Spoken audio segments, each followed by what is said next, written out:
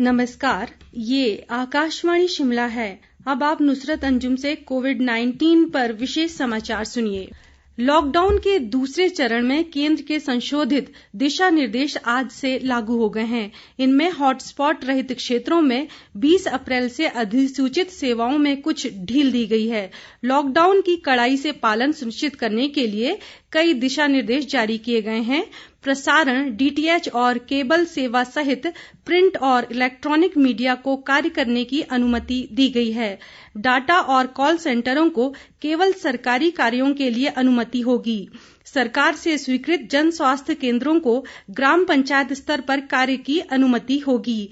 E commerce कंपनियों को भी काम करने की अनुमति दी गई है। ई कॉमर्स ऑपरेटरों द्वारा उपयोग में लाए जा रहे वाहन आवश्यक अनुमति पत्र के साथ चल सकते हैं। कुरियर सेवा, शीत भंडार, निजी सुरक्षा सेवा, लॉकडाउन के कारण फंसे लोगों की मदद करने वाले होटलों को काम करने की अनुमति दी गई है। इलेक्ट्रीशियन, आईटी कारीगर, प्लम्बर, मोटर मैकेनिक, कारपेंटर जैसी स्वरोजगार सेवाओं की भी मंजूरी दी गई है। मुख्यमंत्री जयराम ठाकुर ने अधिकारियों को गृह मंत्रालय के निर्देशों का सख्ती से पालन करने के निर्देश दिए हैं। उन्होंने कल शिमला में उपायुक्तों, पुलिस अधीक्षकों और मुख्य चिकित्सा अधिकारियों के साथ वीडियो कॉन्फ्रेंसिंग में कहा कि प्रदेश में सभी के लिए मास्क पहनना अनिवार्य कर दिया गया है और लोग घरों में बने मास्क का उपयोग भी कर सकते हैं। सार्वजनिक स्थानों पर थूकना भी अब अपराध बना दिया गया है और इसकी उल्लंघना करने वालों के खिलाफ सरकार सख्त कार्रवाई करेगी। उन्होंने कहा कि कोरोना वायरस के हॉटस्पॉट को सील किया जाएगा और इन क्षेत्रों के कर्फ्यू में कोई ढील नहीं दी जाएगी।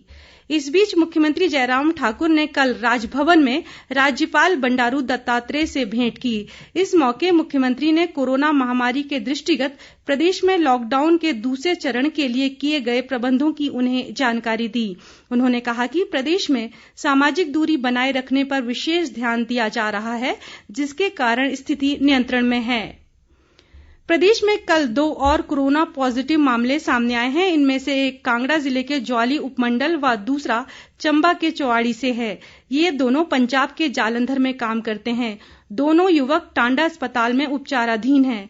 कल 115 लोगों के स्वास्थ्य नमूनों की जांच की गई, जिनमें से 113 लोगों की रिपोर्ट नेगेटिव आई है, जबकि 2 लोगों की रिपोर्ट पॉजिटिव पाई गई।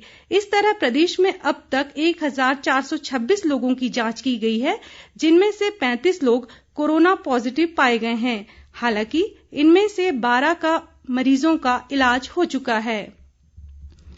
प्रदेश सरकार ने कोविड-19 महामारी के दृष्टिगत आर्थिक योगदान के लिए स्थापित हिमाचल प्रदेश कोविड-19 सॉलिडेरिटी रिस्पांस फंड का नाम बदलकर Himachal Pradesh state disaster response fund कोविड-19 कर दिया है।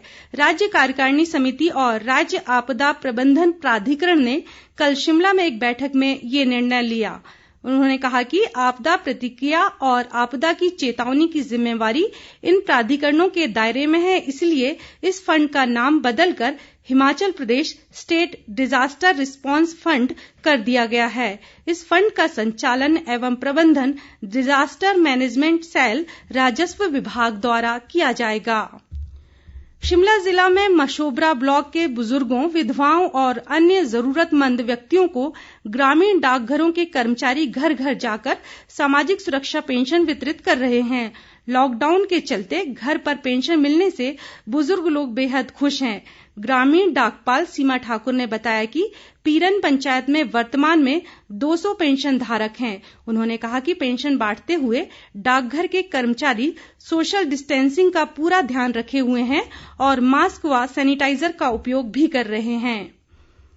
केंद्रीय कृषि और किसान कल्याण विभाग ने लॉकडाउन की अवधि के दौरान खेती बाड़ी से संबंधित गतिविधियों को सुगम बनाने के लिए कई उपाय किए हैं।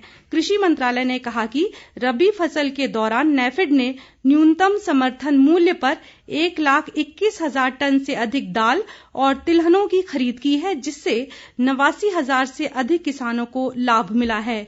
प्रधानमंत्री गरीब कल्याण योजना के तहत राज्यों और केंद्र शासित प्रदेशों में लगभग 5,516 टन दालें भेजी गई हैं। फिट इंडिया और केंद्रीय माध्यमिक शिक्षा बोर्ड लॉकडाउन के दूसरे चरण में स्कूली विद्यार्थियों के लिए लाइव फिटनेस सत्र आयोजित कर रहा है। ये कार्यक्रम कल से शुरू हो गए हैं और विद्यार्थी सीबीएसई व फिट इंडिया मूवमेंट के फेसबुक तथा इंस्टाग्राम हैंडल पर लाइव कार्यक्रम देख सकते हैं। कार्यक्रम के दौरान विद्यार्थियों को स्वस्थ रहने संबंधी आयुष मंत्रालय के दिशा निर्देशों की जानकारी दी जा रही है। इसी के साथ प्रादेशिक समाचार का ये बुलेटिन समाप्त हुआ। हमारा अगला विशेष समाचार बुलेटिन आप सुन सकते हैं 3 बजे। नमस्कार।